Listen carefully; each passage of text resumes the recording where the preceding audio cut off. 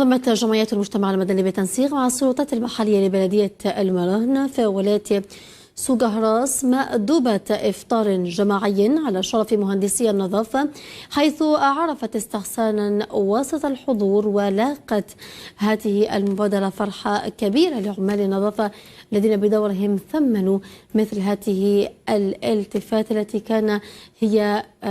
كانت هي الأولى في مسارهم المهني. التغطية للحسن طرابلسي.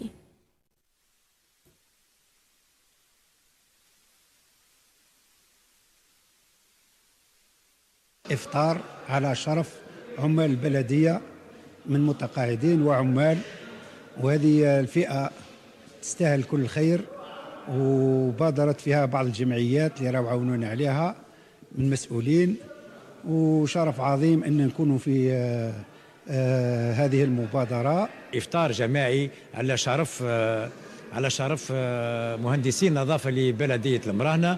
كذلك بعد الإفطار إن شاء الله سوف يتم تكريم هذه الفئة. شهدنا عملية تضامنية متمثلة في إفطار جماعي لمهندسي النظافة.